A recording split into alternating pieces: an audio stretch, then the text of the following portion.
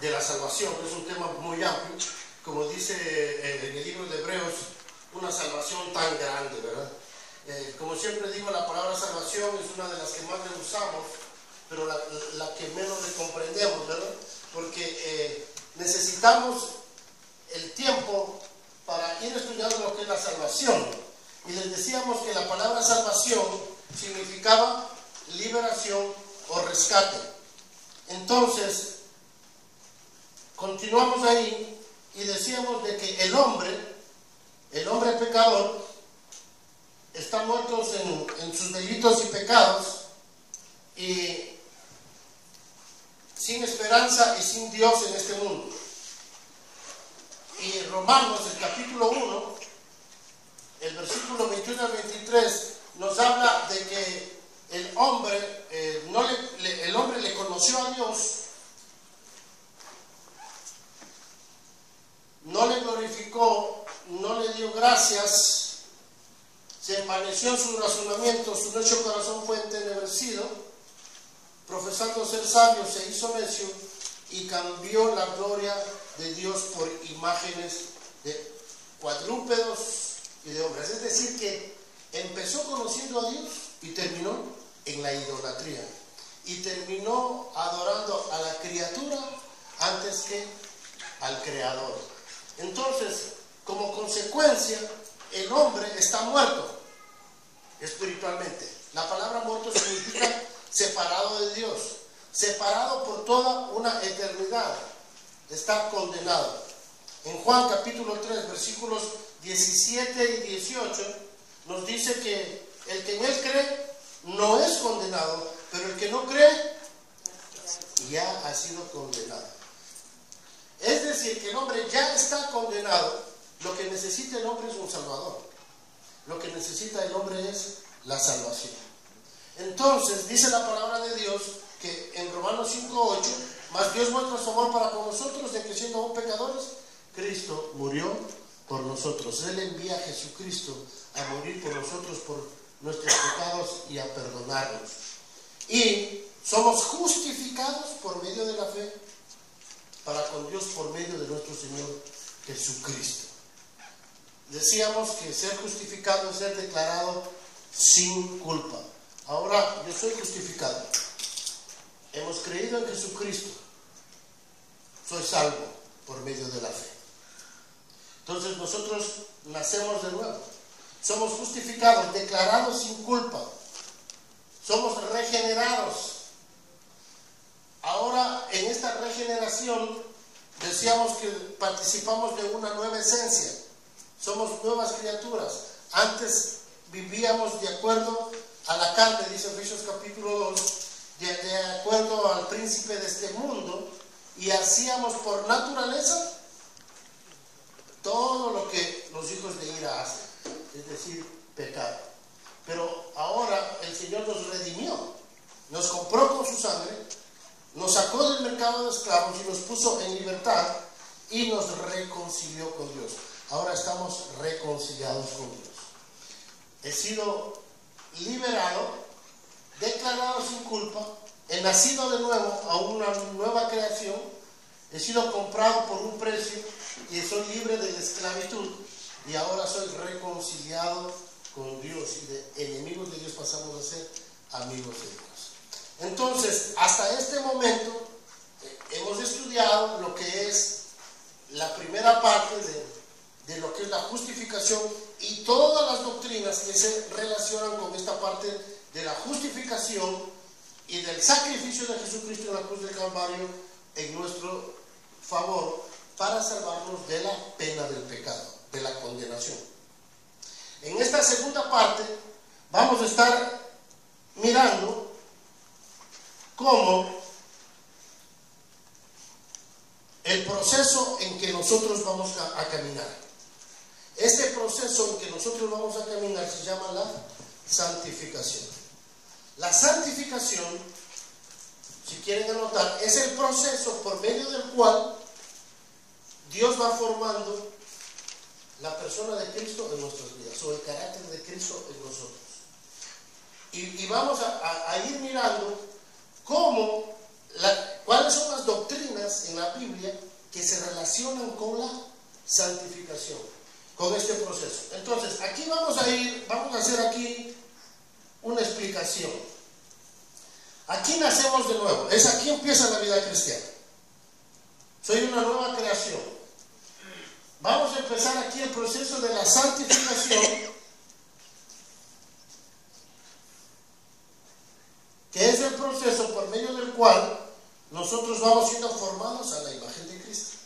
Cristo va siendo formado en nosotros.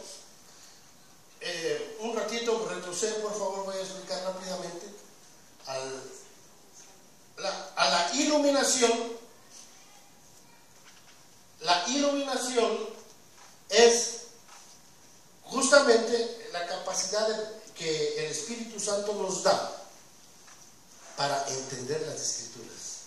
Es la obra del Espíritu Santo en nosotros. Cuando estudiamos, leemos las Escrituras, Dios nos ilumina, es decir, alumbra los ojos de nuestro entendimiento.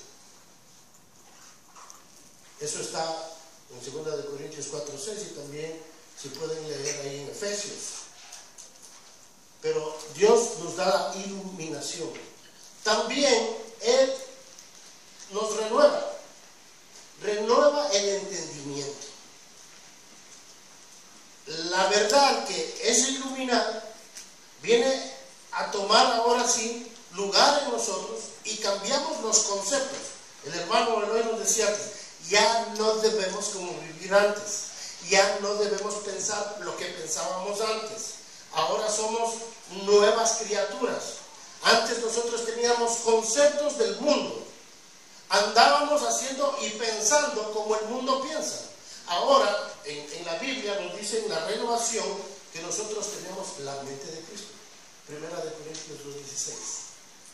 La renovación es el reemplazar mi manera de pensar, mi mente, por la manera de pensar de Cristo, por la mente de Cristo. Entonces, eso es importante, hermanos. Por eso tenemos que estudiar la Biblia. Por eso tenemos que orar. Por eso es que estamos interesados que ustedes aprendan el método inductivo, para analizar la Biblia, para interpretar la Biblia, y de esa manera nuestra mente va a ir cambiando de errores que yo tengo en cuanto a diferentes cosas en la vida, ya sea la familia, ya sea los negocios, aún en la vida cristiana mismo, cómo relacionarme con los demás, ¿verdad? Tengo que aprender de la Biblia, de ahí voy a sacar las enseñanzas, ¿verdad? No voy a sacar de otras cosas, sino tengo que sacar de la misma Biblia. Y eso es un proceso que la Biblia nos llama la renovación del entendimiento. La verdad es iluminada, la verdad es entendida y luego la verdad es aplicada. Vamos a la transformación. La transformación. Entonces tenemos aquí la iluminación. Tenemos la renovación, el entendimiento. Y tenemos la transformación.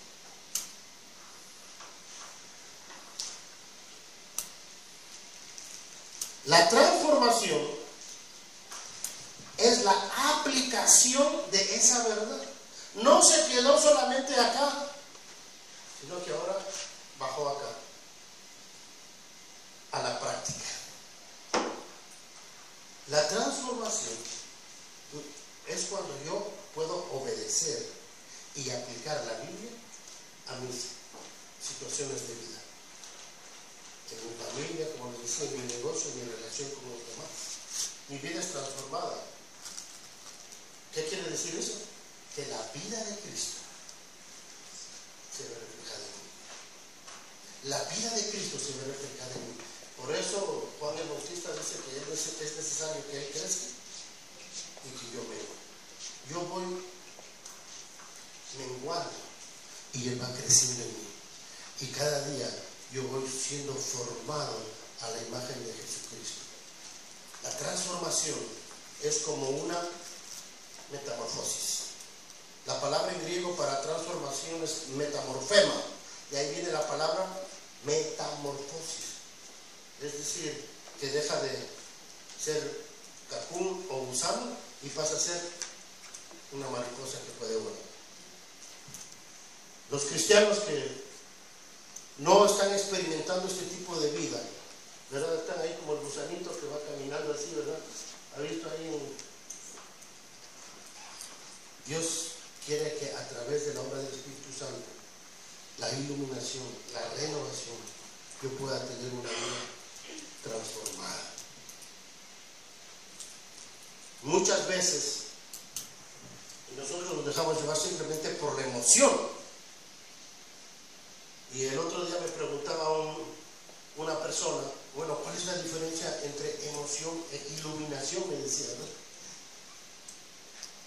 La iluminación te trae el entendimiento de las Escrituras. Muchas veces nos sentimos emocionados por algo, pero no comprendemos. Me dice, ¿cómo estaba el culto, hermano? Estaba bueno, estaba tremendo, hermano. Y entonces compárteme, ¿y qué dijo el hermano? No sé, no le comprendí nada, hermano, pero estaba buenísimo. Y uno se pregunta, entonces, ¿qué va a aplicar a la vida? Entonces, eso es emoción. Eso es emoción. Otra cosa es iluminación. A lo cual el apóstol Pablo dice, y por esto oro por ustedes. ¿Para qué? Para que los ojos del entendimiento se abran, para que sean iluminados y puedan recibir la sabiduría y la inteligencia espiritual. Y yo les quiero hacer aquí un desafío, hermanos. Cuando vaya a la casa, empiece a leer la Biblia y a subrayar todas las oraciones de Pablo en sus cartas y descubran cuáles eran las peticiones del apóstol Pablo. ¿Por qué nos adoraba el apóstol Pablo? Y comparemos con nuestras oraciones. A ver qué pedía Pablo y qué pedimos nosotros. Pero el apóstol Pablo, una de las cosas que él pide es que se abran los ojos del entendimiento, para que nosotros podamos tener la sabiduría, la inteligencia espiritual. Eso va a resultar en una vida transformada. Cuando yo comprendo esto, ya no me queda otra cosa, sino que consagrar mi vida al Señor. La consagración. La consagración es separar mi vida para el servicio de Dios. Y dice ahí Romanos 12:2, ¿no? Os ruego por la misericordia de Dios que presentéis, dice, vuestro cuerpo en sacrificio vivo, santo y agradable a Dios, que es vuestro culto racional. ¿Qué quiere decir eso? Racional. Que lo mejor que nosotros podemos pensar después de entender todo esto es ofrecer nuestra vida al Señor, ponernos al servicio de Dios. La gente que no está sirviendo al Señor es porque todavía no ha entendido lo anterior. Es porque todavía, dice la Biblia, no le ha amanecido. Y como dicen aquí en México, no le cae el 20 todavía. No le hace clic. Pero a una persona que ya le cayó el 20, es porque el Espíritu Santo me iluminó. Entonces, hermanos, necesitamos meternos en las Escrituras, estudiar la palabra del Señor e ir creciendo en el conocimiento de nuestro Señor Jesucristo. Entonces, este es un proceso, hermanos, que la Biblia nos llama la santificación. Si ustedes ven ahí la palabra santificación, todas estas otras doctrinas que están son las que se relacionan con la santificación. Ahora, regresa por favor. La santificación, ¿qué va como resultado de todas estas doctrinas? ¿Qué va a producir en nosotros? Miren ahí abajo, ¿qué va a producir? La madurez espiritual. Hermanos, hijo, si nosotros tuviésemos que hacer una encuesta en las iglesias cristianas, ¿cuántos de porcentaje son niños y cuántos son adultos? La mayoría son ¿qué? Puro pañales, hermano. Por eso los pobres pastores son estresados, vienen cambiando pañales. Más del 80% creo yo, niños. Y dice la Biblia, ya debiendo ser ya maestros después de tanto tiempo, tienen necesidad de regresar a los rudimentos de la palabra. Dios no quiere una iglesia de niños. Ese no era el plan de Dios. El plan de Dios es llevarlos a la madurez. Pero ¿cómo vamos a madurar si no experimentamos la iluminación, la renovación, la transformación de nuestra vida? Si leemos nosotros Primera de Corintios, esto es todo otro estudio. Ahí el hermano dice, a ver, dice, primero ven, predica, te pasamos el examen y ahí te invitamos la próxima.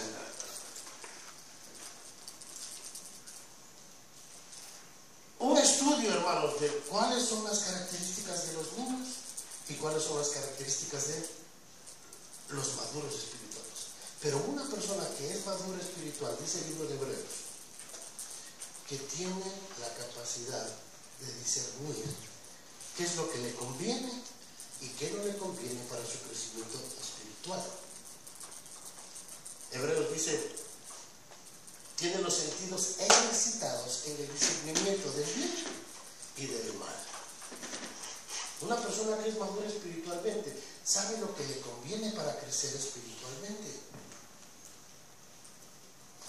Va a hacer las decisiones para ir en este proceso de santificación.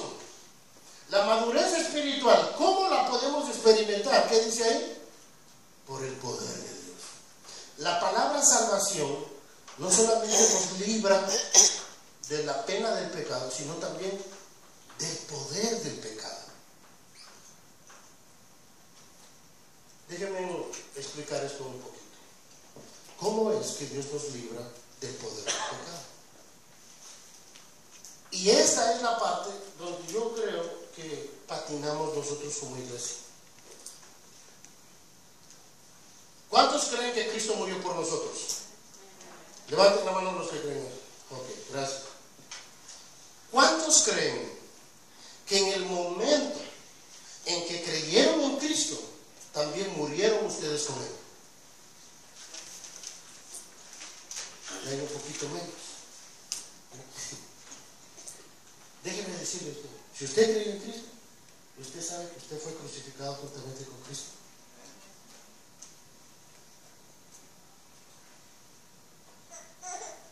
Dice Romanos capítulo 6, del versículo 3. ¿No sabéis que todos los que habéis creído en Cristo Jesús habéis sido bautizados en su muerte?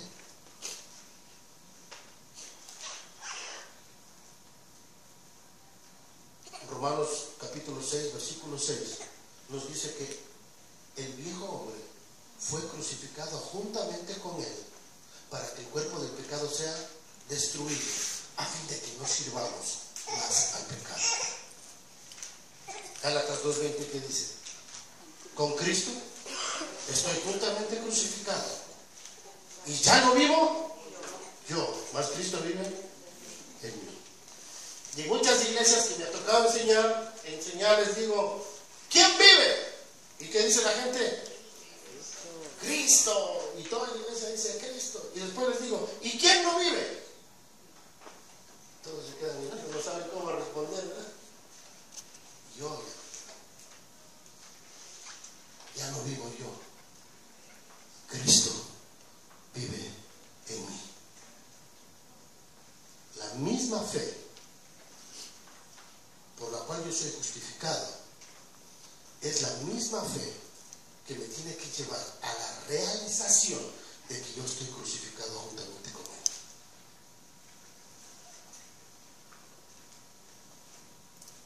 No solamente dice la palabra de Dios que estamos crucificados juntamente con Él, sino también dice ahí en Romanos capítulo 6, los versículos 5, de que yo también he resucitado con Él. Y Efesios nos dice que también fuimos sentados en los lugares celestiales juntamente con Él.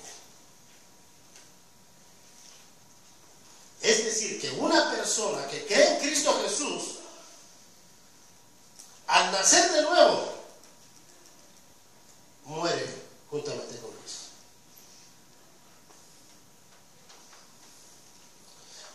Pero por alguna razón, y ahí sí les invito a estudiar el libro de Romanos. De hecho, si usted quiere estudiar las lecciones del Nuevo Nacimiento, entre a YouTube, Pablo Pérez, Nuevo Nacimiento, en YouTube. Usted entra ahí y estudia eso. Si usted quiere estudiar el libro de Romanos, pone Pablo Pérez Romanos en YouTube y usted entra a Romanos. Y en el libro de Romanos, para mí, hermanos, el capítulo 6 de Romanos ese es el capítulo clave. Si no entendimos Romanos 6, siempre vamos a estar viviendo en pecado. Pero la santificación, de la misma manera, escuche bien esto, de la misma manera en que yo fui justificado por la fe, de la misma manera yo puedo vivir una vida en santificación por la fe.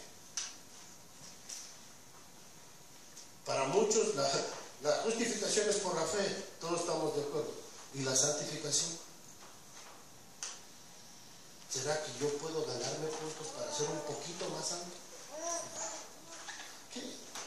¿Cómo es que yo puedo entrar en este proceso de santificación?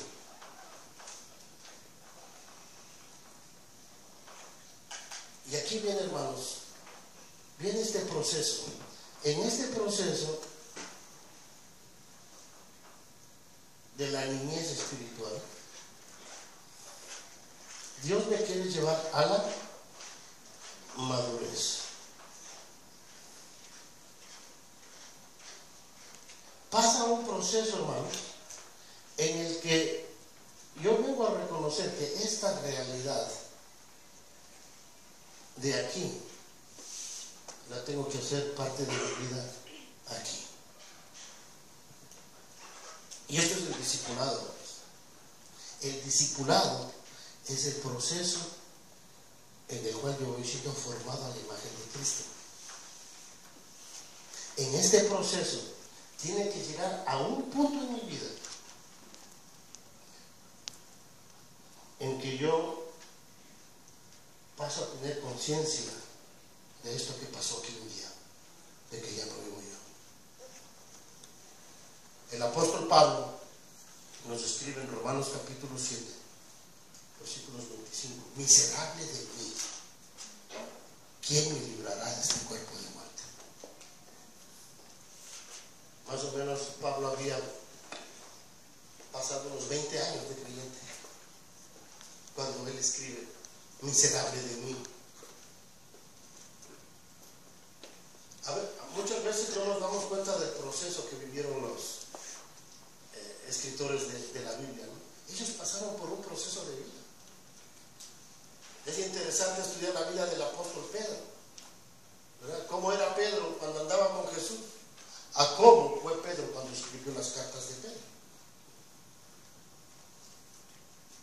¿Cómo hablaba Pedro cuando seguía a Jesús?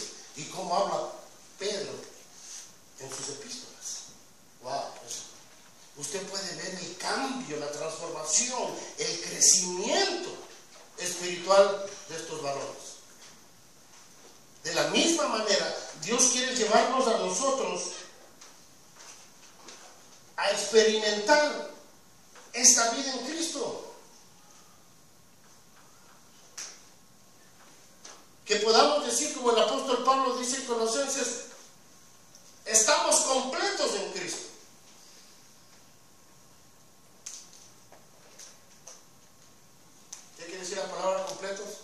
saturados. ¿Es Cristo suficiente? Cristo es suficiente para salvarme de la pena del pecado, pero también es Cristo suficiente para sostenerme en mi caminar diario. Es la vida de Cristo en mí. Y la realización de esto, de esta realidad que yo estoy crucificado juntamente con Cristo, es parte de la madurez espiritual. Como decía un hermano, lo que pasa es que algunos se bajan de la cruz, se descalaban, ¿no? Y como dice el hermano, ahí sacan la carcacha a manejar, ¿verdad? Déjeme decirle esto, hermano, la vida cristiana es una vida crucificada. De la misma manera que primero hubo Pascua para que después venga el Pentecostés, de la misma manera yo tengo que reconocer que estoy crucificado juntamente con Cristo para poder vivir una vida llena del Espíritu Santo. Usted no va a poder vivir una vida llena del Espíritu Santo a menos que usted reconozca que ya no vive. Hay un canje de vida. La vida de Cristo por la de usted. Cristo dice, ven, cree en mí. ¿Sabe cuál es la mejor? ¿De qué me viene a salvar el Señor? Me salva de la pena, me salva del poder. ¿Sabe cómo Él me salva del poder del pecado? Primero tiene que acabar conmigo. La única manera en que yo voy a experimentar la victoria es cuando yo reconozca que ya no vivo, sino que Él vive. Jesucristo no vino simplemente para terminar con el pecado.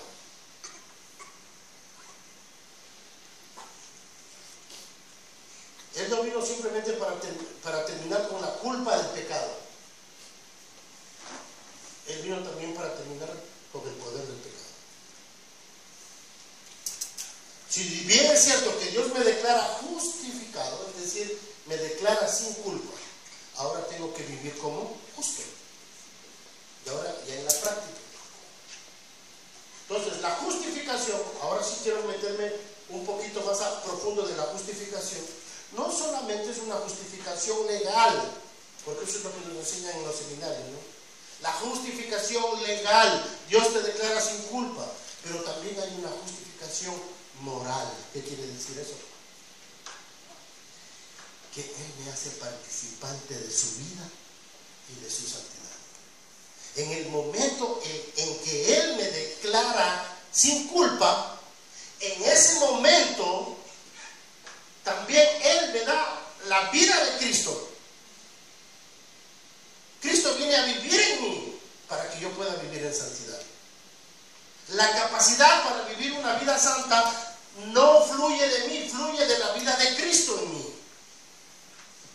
Como un profesor en el seminario nos decía, el primer día de clases, la clase se llamaba Vida Cristiana, y entra el profesor ahí: bienvenidos a la clase de vida cristiana.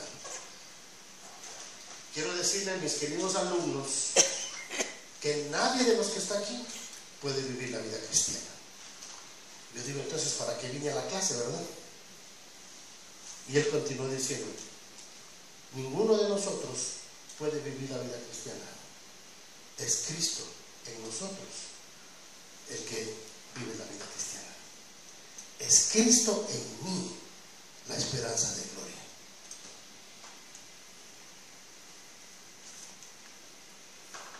En la medida que yo me voy apropiando de la vida de Cristo, en esa medida yo voy a ir madurando.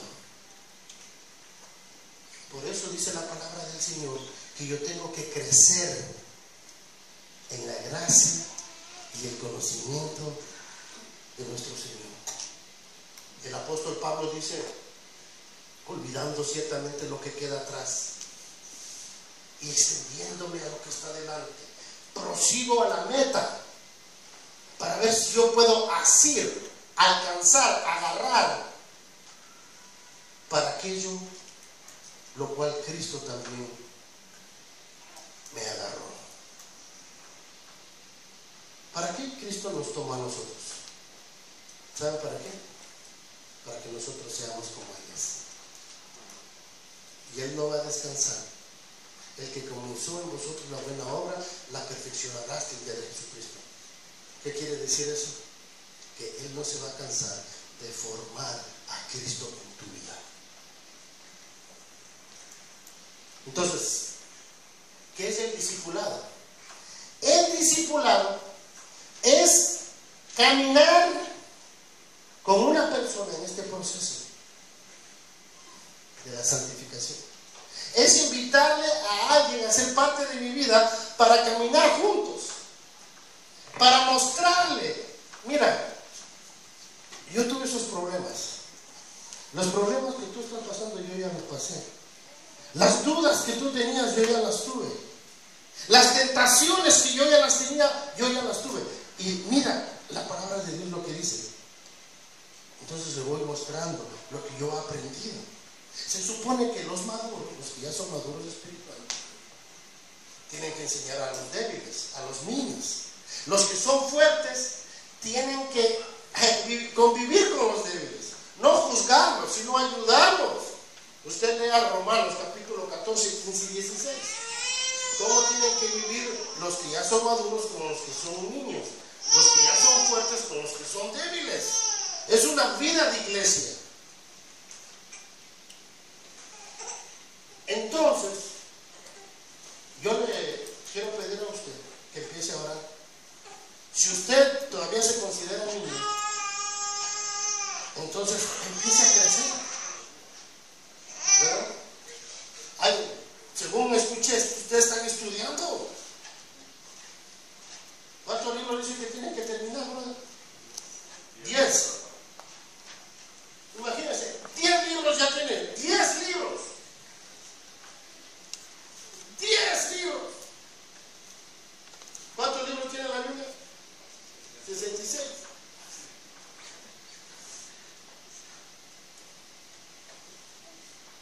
Ahora es tiempo de invitar a otros para compartir todo aquello que aprendió. Ahora, aquí quiero hacer un énfasis. El discipulado no es solamente la transferencia de información. El discipulado es una transferencia de vida. Ojo, dicen los argentinos, ojo. El discipulado no es simplemente la transferencia de información, sino una transferencia de vida. Cuando Jesucristo dijo, ven y sígueme, lo que Jesucristo estaba diciendo, síganme para que ustedes sean como yo soy.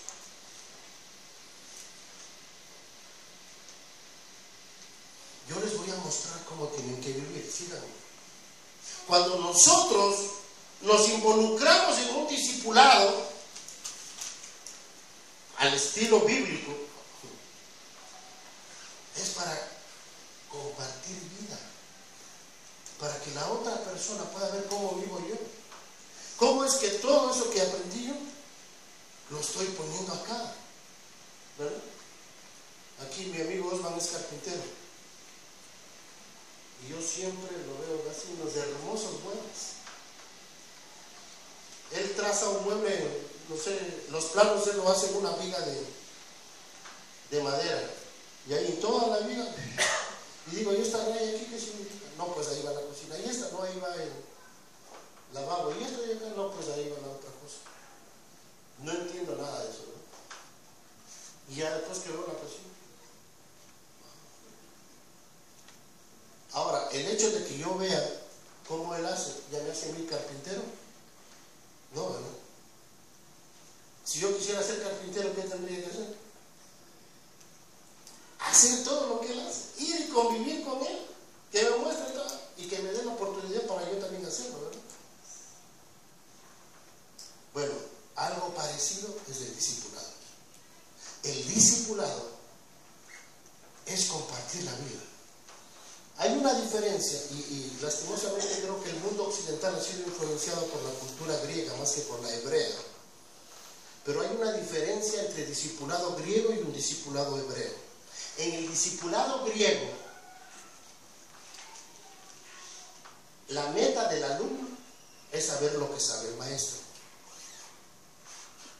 En el discipulado hebreo, la meta del alumno es ser como el maestro es. ¿Se da cuenta de la diferencia? Vivir como el maestro vive.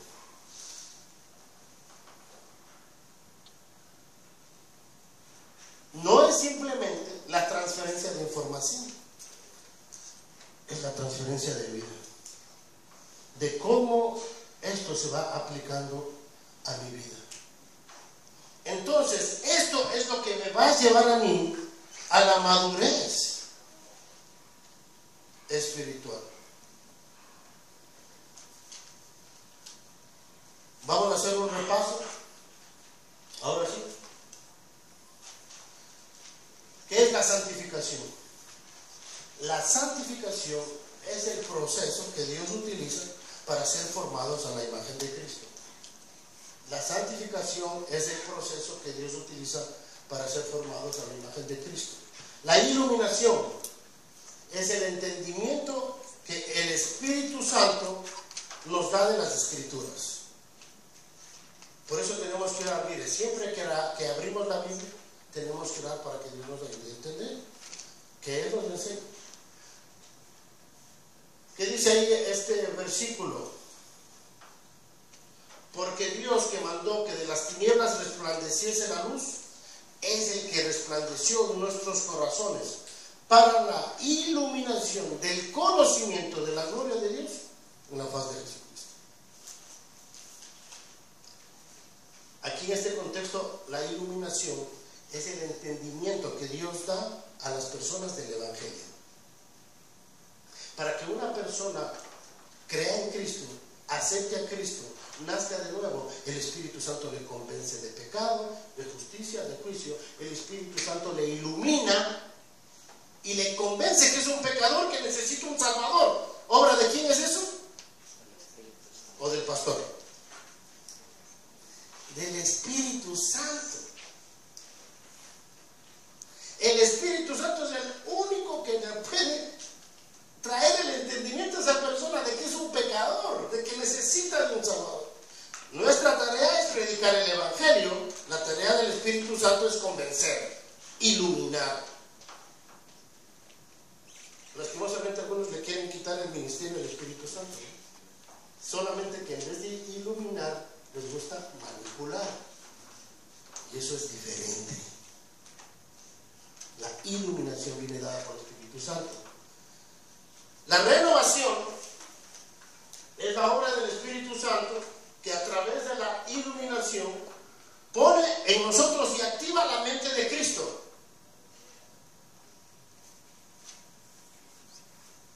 Me doy cuenta que mi manera de pensar anterior a lo que Cristo dice y a lo que la Biblia nos enseña es diferente, y acepto esto como una verdad.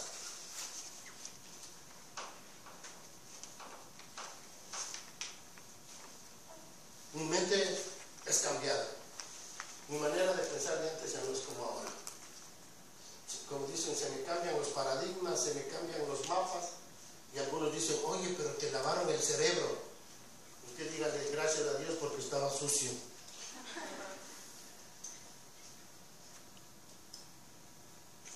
Pensamos diferentes. Dice 1 Corintios 2:16, mas nosotros tenemos la mente de Cristo. Hermanos, hagámosle funcionar lo que Dios nos ha dado. Y la única manera que esto se activa es por la iluminación, la renovación. Tenemos, hijo, de aprender a vivir una vida en dependencia del Espíritu Santo.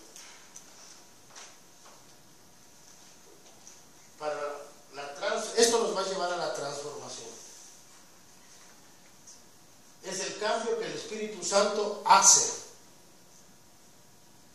en mi vida por medio de la apropiación y aplicación a la vida de las verdades entendidas.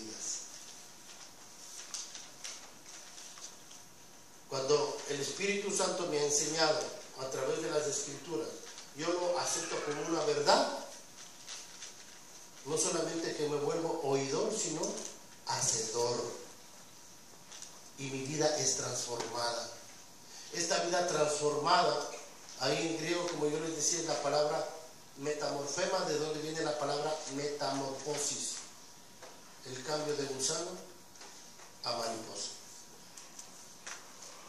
Dice, no os conforméis a este siglo, sino transformaos por medio de la renovación de vuestro entendimiento, para que comprobéis cuál sea la buena voluntad de Dios, agradable y perfecta.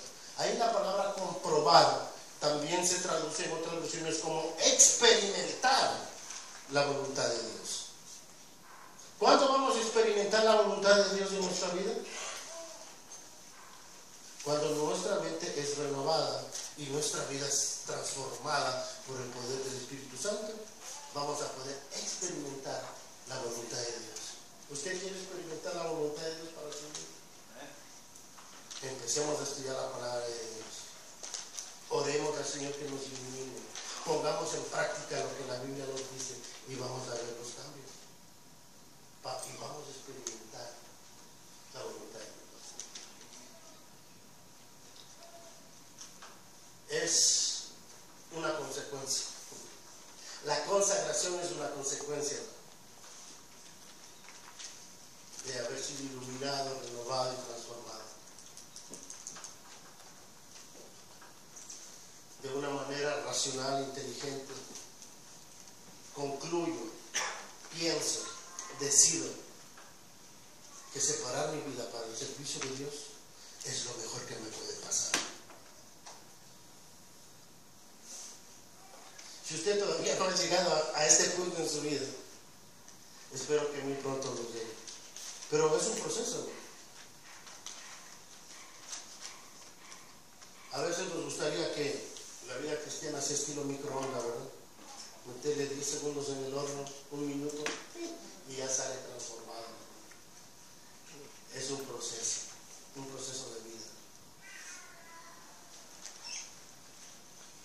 ¿Qué dice ahí? Romanos 12:1. Así que, hermanos, os ruego por las misericordias de Dios que presentéis vuestros cuerpos en sacrificio vivo, santo y agradable a Dios, con vuestro culto racional.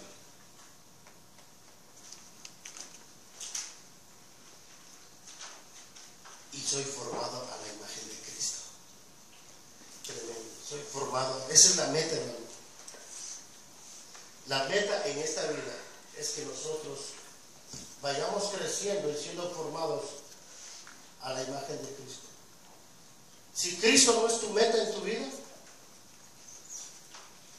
pues no vas a madurar. Como dicen aquí, ¿a qué le tiras? ¿A qué le estás tirando? Un día se me ocurrió decirle a mi hijo, sabes, hijo, yo quiero vivir una vida dedicada para ser como Cristo es. ¿Sabes qué dijo mi hijo? Oh, miren mi iglesia, ¿quién está tratando de hacer eso? Tú solito. Pregunta, ¿qué piensa usted?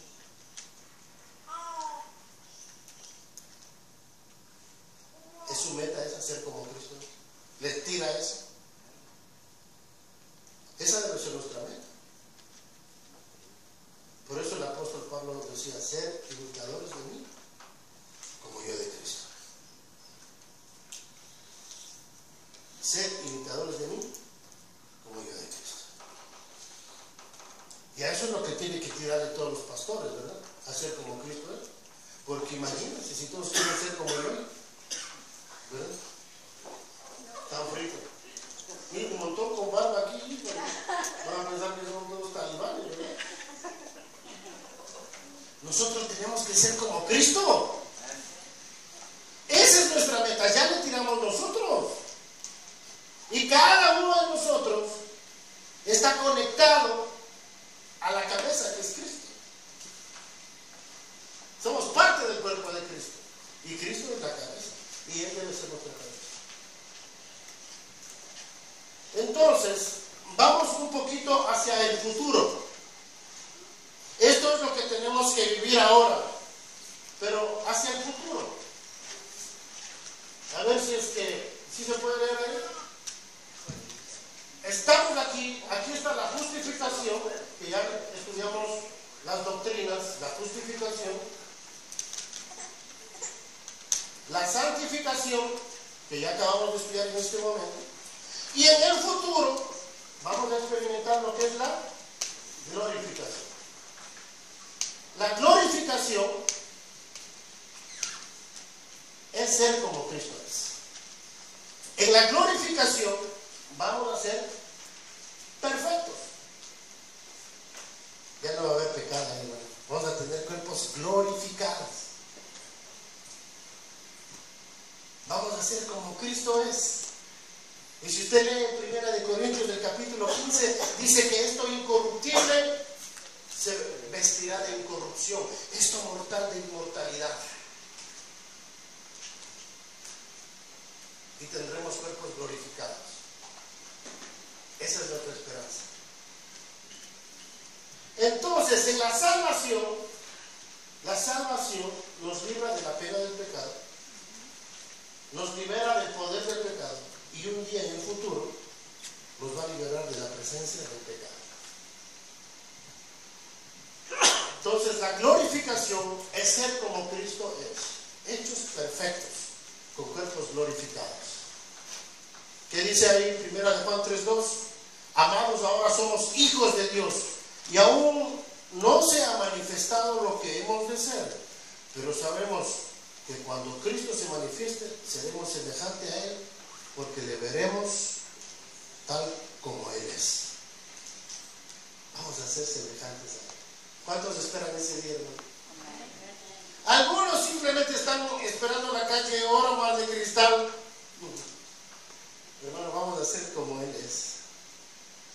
Y dice que ahí no va a haber ni dolor, ni tristeza, ni llanto. Y el pecado no vendrá. Vamos a ser ausentes del pecado. Esa es la perfección, la ausencia del pecado. Hay algunos que creen que pueden vivir la vida perfecta ahora. Pues esa es una imperfección, ¿no? Ok, vamos a ver un resumen. Me salvó de la pena del pecado. Vean las letras blancas ahí. Me salva del poder del pecado y me salvará de la presencia del pecado. Esa es la salvación.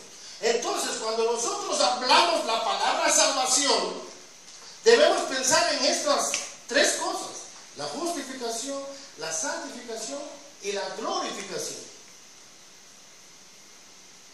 No solamente pensar de, ay, ya me libré del infierno y allá nos vemos luego. Déjame vivir mi vida aquí como yo quiero. No. La salvación es todo el paquete, hermano. Y hay muchas veces, como no le prestamos atención a la Biblia, cuando aparece la palabra salvación, yo tengo que ver de qué me está hablando. Me está hablando de esta parte de la justificación, de la santificación o de la glorificación. Cuando aparece la palabra salvación en la Biblia, tenemos que prestarle atención a la. Entonces, la justificación, la santificación y la glorificación son parte de la salvación. La justificación es una vez y para siempre. Una vez y para siempre. Dios le declaró sin culpa y Cristo vino a ser parte de su vida.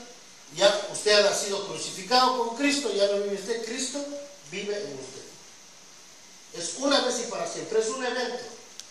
Empieza la vida cristiana. Es un niño espiritual. Ahí es donde empieza, como dice el apóstol Pedro, desear como niños recién nacidos, ¿qué cosa? La leche espiritual no adulterada, para que por ella crezcáis para salvación. La santificación es un proceso continuo, desde la niñez hasta la madurez. Este es un proceso que va a durar toda la vida. En este lado de la eternidad no vamos a ser perfectos, pero sí la Biblia nos habla de alcanzar una madurez. No perfección, pero sí madurez. No nos quedemos niños. Alcancemos la madurez, extendámonos a lo que está delante.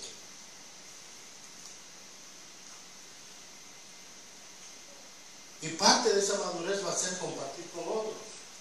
Es un proceso continuo. Y la glorificación también va a ser un evento, en un abrir y cerrar de ojos.